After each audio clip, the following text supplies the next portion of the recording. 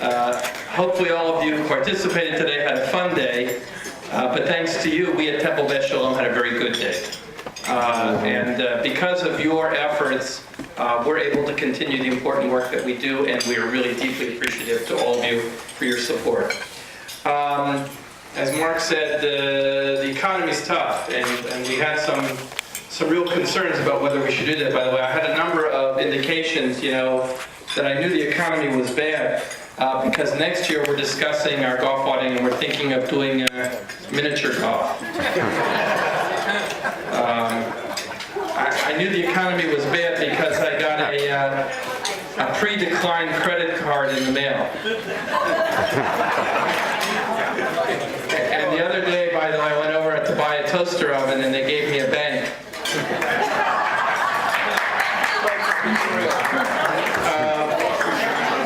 I was reading, I knew that things were really tough in the economy when I was reading in the newspaper that President Obama was having a meeting this week with small business leaders, GE, Pfizer, Chrysler, Citigroup, and GM, to discuss the stimulus package. I don't eat it, but I heard that McDonald's is now selling a quarter ouncer. The economy is so bad these days that people in Manhattan have fired their nannies and are forced to learn their children's names.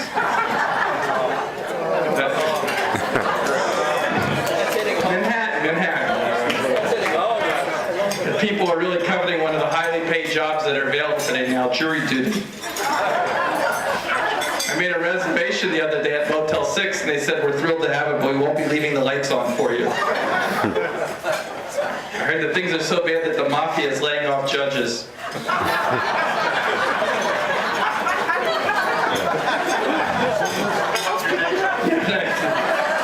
And by the way, the other day, the worst thing was I got a note from my bank saying that my check was returned for insufficient funds. I had to call the bank and said, me or you?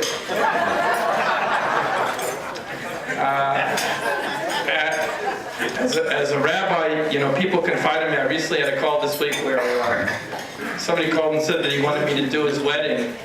And I said, it would be my pleasure. He said that he just met his intended a week ago. They were at Hilton Head and they fell in love.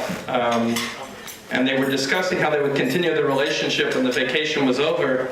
And he said, look, it's only fair that I warn you, Jody, that I'm a golf nut. That I live, eat, sleep, and breathe golf. And she said, well, okay, dear, since we're being honest, I'd have to tell you that when we go back, I'm a hooker. So I, as a rabbi, I was surprised. I said, well, what did you say to her? So he says, well, I told her it's probably because you're not keeping your wrist straight when you hit the ball.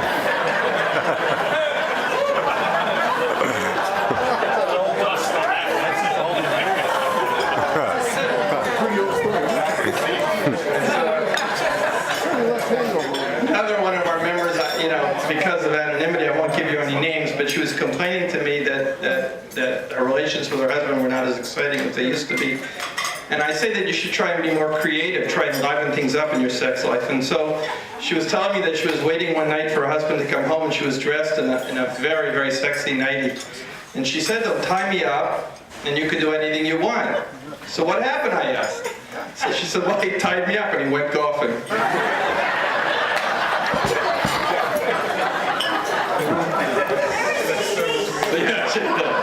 She's not here or I wouldn't be doing these shows. So as many of you know, I didn't play golf today, but some of you may have seen me. I was walking around on the golf course, and I was able to overhear some of the conversations that were going on. And in fact, what was most interesting I found, most of you don't hear this, but the caddies are actually talking while you're playing golf. So these are some of the things that I just scribbled down that I heard your caddies saying while you were playing golf today. The cantor said, I think I'm going to drown myself in the lake. And I heard his caddy say, do you think you can hold your head down that long? And I heard Michael Moskowitz say that I'd move heaven and earth to break 100 on this course. And his caddy said, try heaven, you've already moved most of the earth.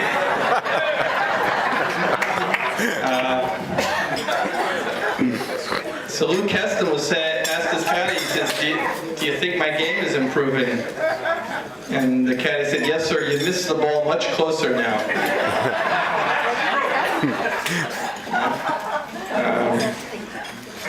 Alan Schefter said, do you think I can get there with a 5-iron? And the caddy said, eventually.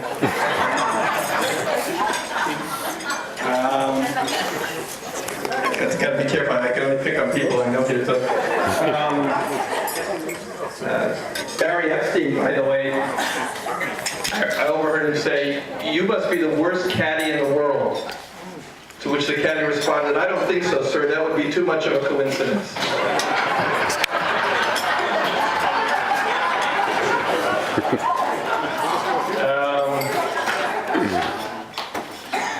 Stu Seltzer said, was really annoyed. He said, please, to the caddy, please stop checking your watch all the time. It's really too much of a distraction. And the caddy says, look, it's not a watch, it's a compass. Good one. And Cliff Seltzer said to his caddy, how do you like my game? And the caddy says, very good, sir, but personally I prefer golf. Ruben Pikus says to his caddy, how do you like my game? Oh, no, I said that one right. Ruben said was more appropriate. Ruben said to his caddy, he says, do you think it's a sin to play on Shabbat? And the caddy says, the way you play, sir, it's a sin to play on anything.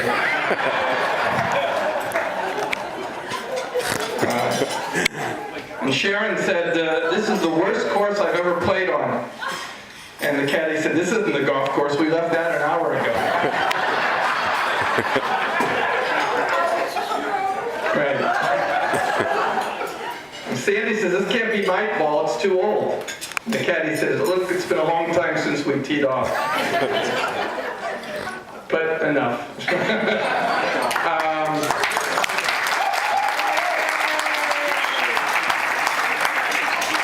But I do want to, again, thank you for all for your support, and this is the best way we can help you. You have fun, we have a good day, and enable us to do things. By the way, we're also honoring some great people. You would think that a synagogue would be a place where good people congregate, and that would be hopefully your assumption. But it's always nice.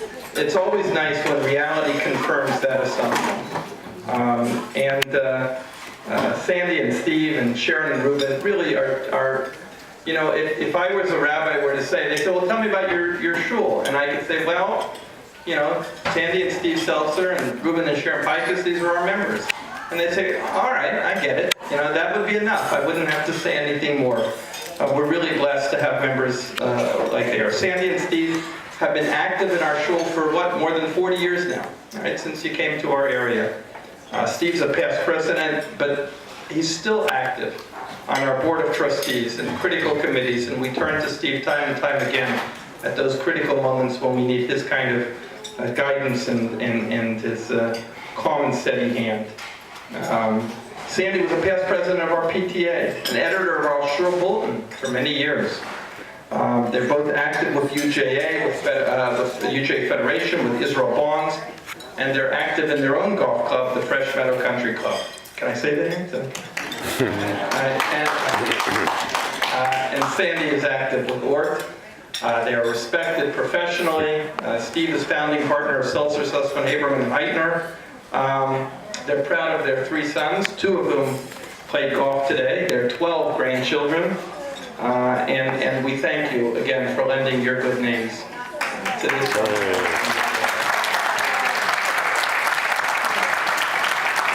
They're so from they don't even sit together. I'll give you a secret. As a rabbi, you can win your way. I really, look, I love all my members, but you really win my way in your heart if I can find 1 of 4 things to hang my hat on, then I love you, right? If there's a real special sense of a commitment to Yiddishkeit, right? That if you're a person who supports Jewish learning and Jewish living, especially as embodied by our shul, then I love you. If you're someone who's committed to Israel, to the people of Israel, to the land of Israel, then, I just have the utmost admiration for you. If tzedakah is your thing, if the idea of giving and helping use your blessings to create a better world, then I just love those kind of people. And the fourth category of people that I love are just people who are mentioned, people who are just good, decent, honest, mentioned. So if you're any one of those four, I love you.